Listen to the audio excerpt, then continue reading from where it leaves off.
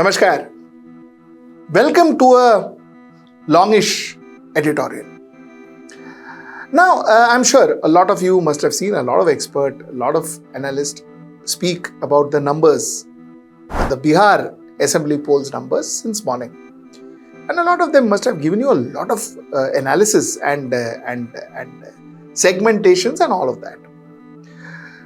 What we are going to attempt tonight, and like I told you, it is going to be a longish editorial, so bear with us. What we are going to attempt tonight is try and understand the voter insight. That's the first thing we'll try and do. Secondly, let us go beyond numbers.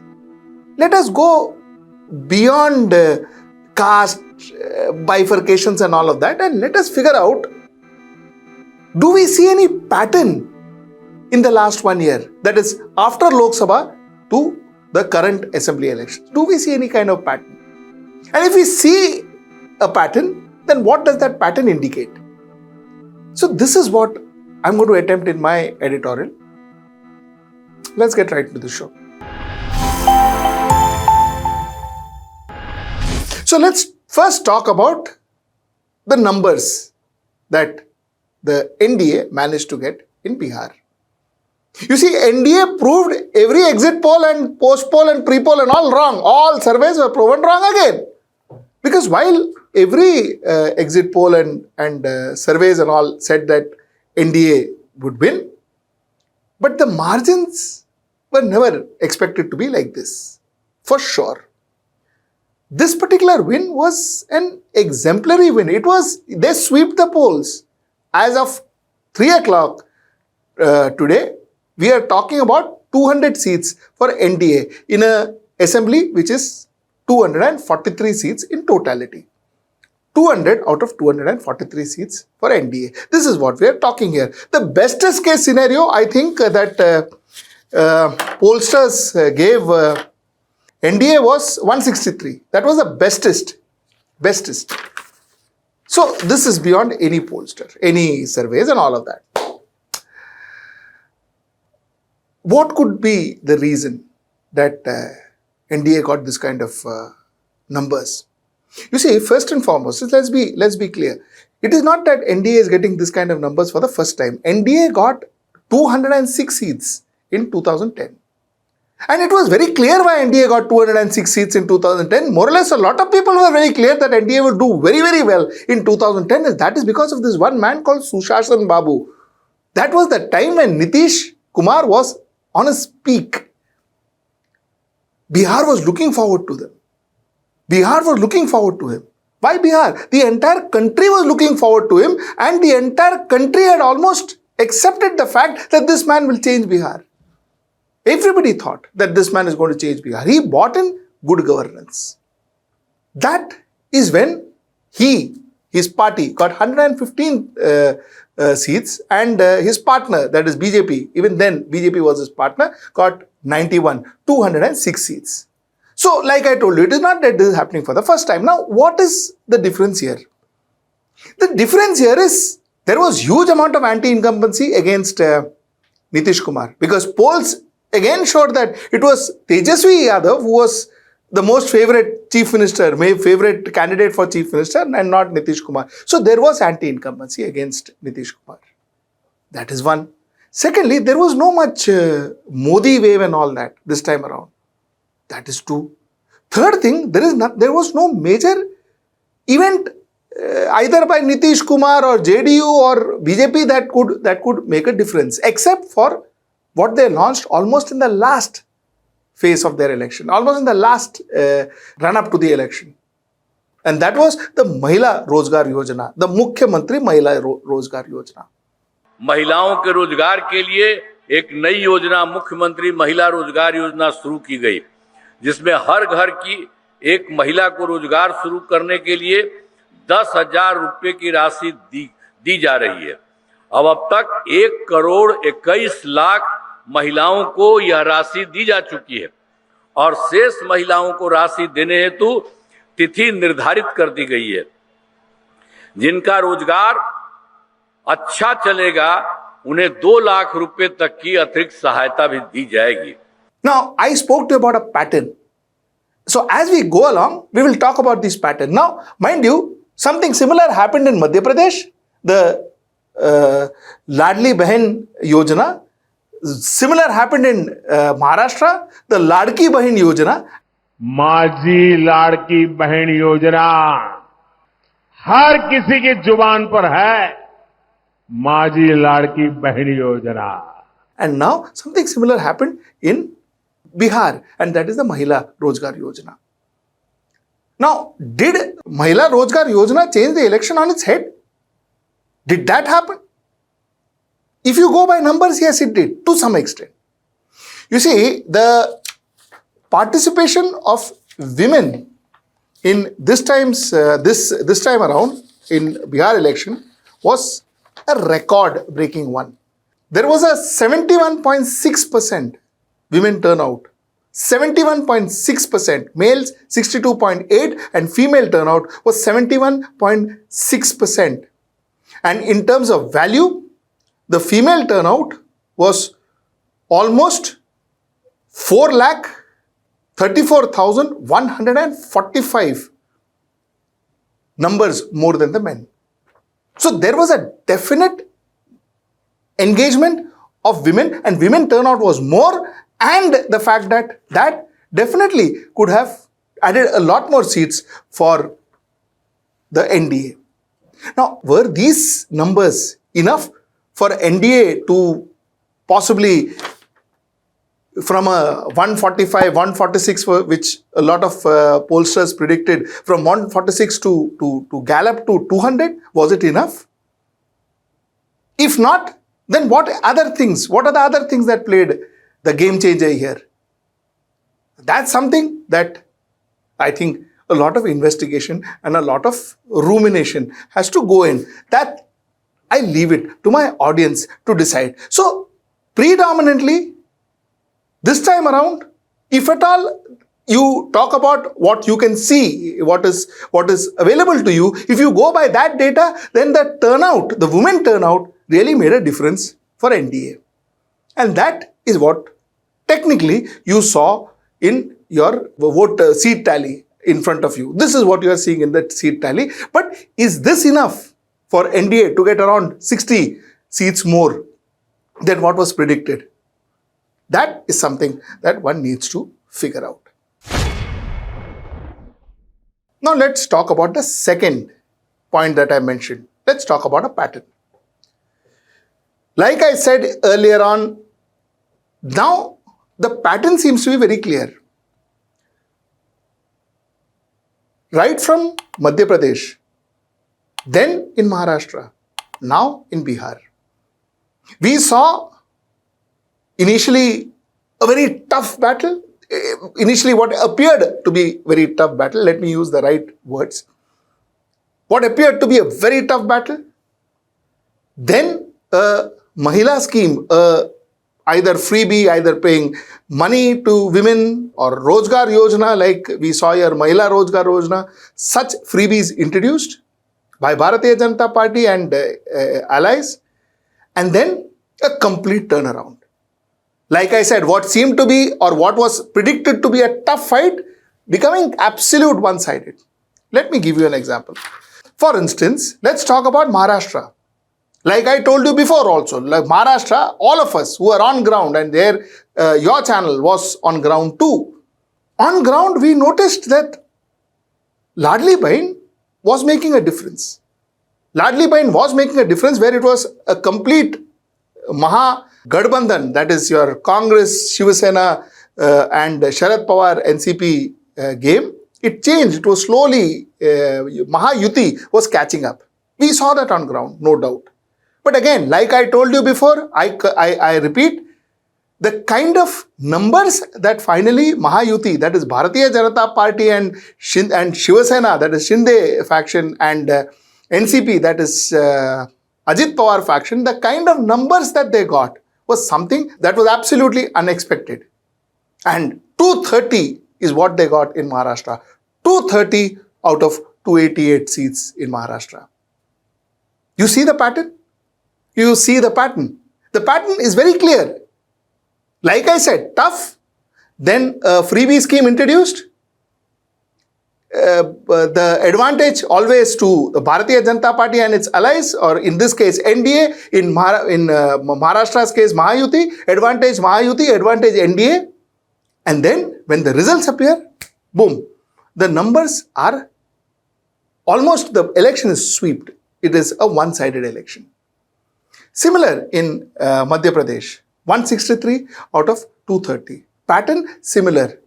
In this case, it was a bipolar party elections. It was bipolar elections, two parties, Congress and Bharatiya Janata Party. Result here, two was similar, 163 out of 230, almost a sweep.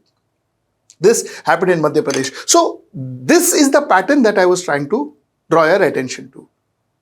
So what is that? Where is that? Where are these numbers coming from? That's actually going and sweeping the polls. Now, is it all women coming out and voting? Possible. But does the excess votes casted by women justify the numbers of seats that's going up, the kind of massive sweep that's happening in the elections? One cannot say it is not possible, but is it very, very obvious? The answer is no. Like I said, rest you decide. This is my point number 2. Now let's go to our point number 3. That is Congress vote chori campaign and whether it was successful. Going by the figures, vote chori campaign in its totality was not successful. Now, the reason I'd say this is because 2005 Congress got 9 seats, 2010 4 seats, 2015 27 seats. They went up. 2020 19 seats. So 9, 4, 27, 19, and now 4 seats as of 3 o'clock this afternoon.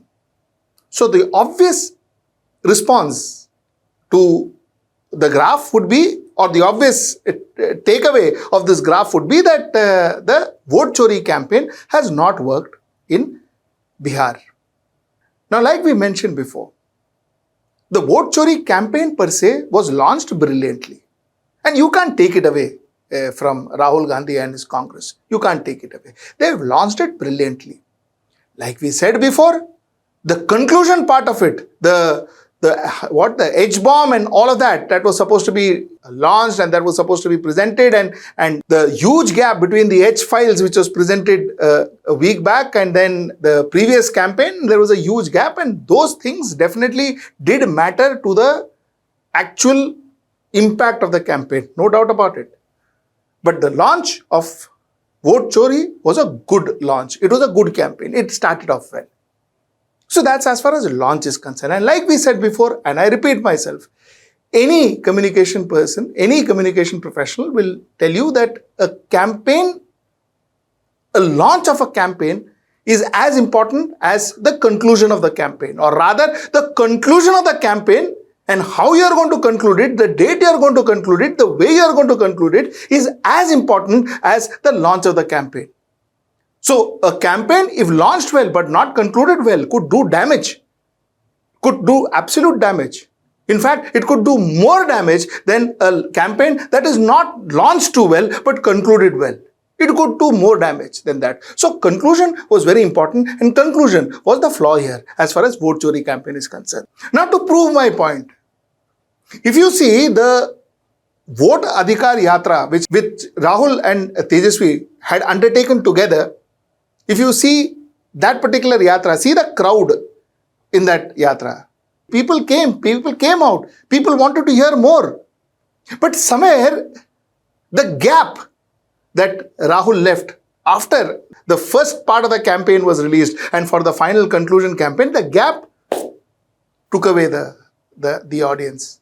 And in the meantime, I think introduction of Mukhyamantri Mahila Rozgar Yojana made the difference for NDA. So I think the campaign per se was a good one, but the way it was conducted, the way it was executed, and most importantly, the way it concluded was a disaster.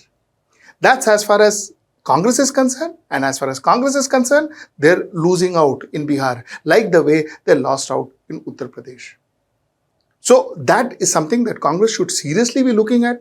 Congress should have a hardcore plan with them to win Bihar back, or win whatever numbers they had maybe way back in 2015, to win those numbers back.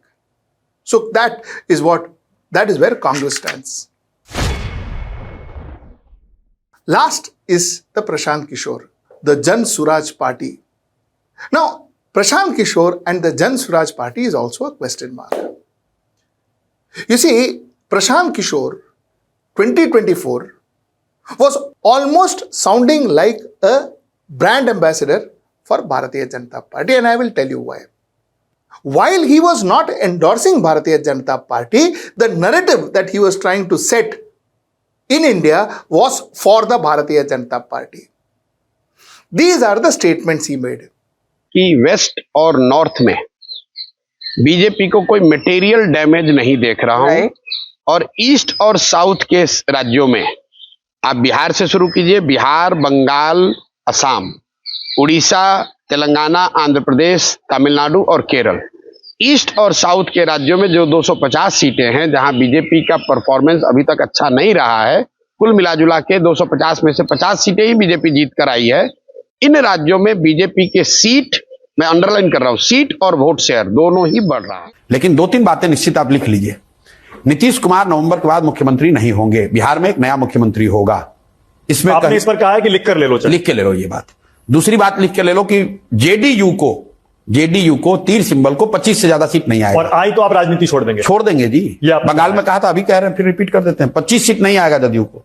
Bihar में जन सुराज अपने दम पर जीत कर आएगा, और अगर न आए तो आप प्रशांत किशोर को ढूंढ लीजिएगा, तब भी मैं मिल लूंगा, और मुझे कैमरे पर बैठाकर पूछ लीजिएगा पूरे देश के सामने कि भाई तुमने ये कहा था, और फिर मैं ये सारे प्रयास छोड़कर वो प्रयास करूंगा जो आप मुझे सलाह देंगे।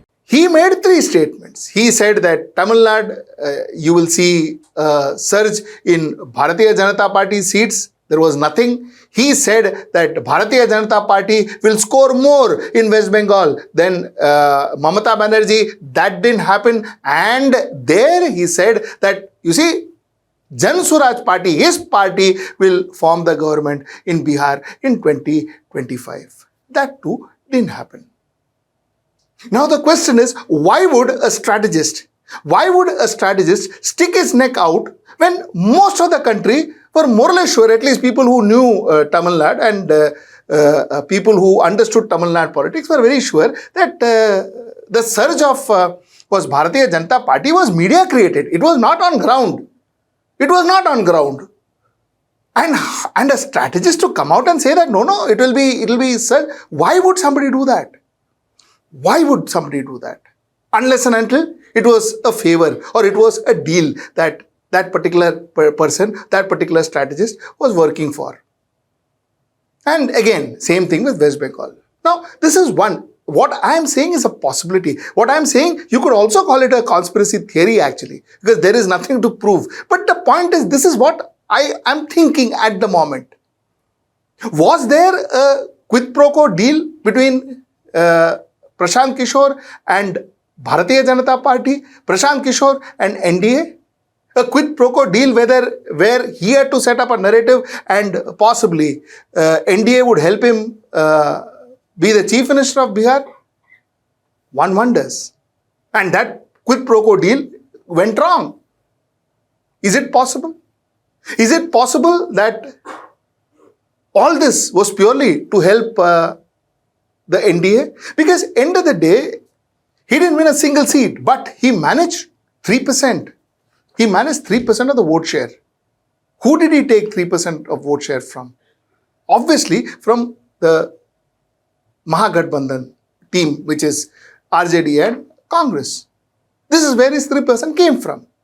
So was he like Asaduddin Owaisi? Was he trying to cut votes to help NDA? Is there a possibility? The chances are there is. Or somewhere down the line, I think Prashant Kishore and his prediction is a big question mark, because none of the things that he strategized for, that he aimed for, that he wanted to execute ever materialized. Everything that he said went south. Nothing happened. Either of the one. So you can pick your choice. This is where I think broadly this election stands. Otherwise, it was NDA all the way. And like one said, it was quite predicted that NDA had an edge. NDA could form the government. NDA would form the government. Now, whether Nitish will come back and become the chief minister once again, one doesn't know. Whether BJP want to head the government, BJP would like to see their candidate in the chief minister seat, one doesn't know. Now, if you go by trends, again if you go by pattern, you see what BJP is trying to do is absolute dominance. Like I told you, happened in Madhya Pradesh, where it was a bipolar elections. It happened in Maharashtra, where BJP, with or without even their own allies currently, they can run the government without any problem. So, would that be true to Bihar too? End of the day, would BJP want to govern Bihar too? So, these are questions that we will come to know in the next couple of days. These are answers, rather, that we will come to know in a couple of days. And till then, let's wait and watch. And a big congratulations to the Janata Dal United and the Bharatiya Janata Party for a fabulous win in Bihar. Let's see you next time. That's tomorrow at 10. Namaskar.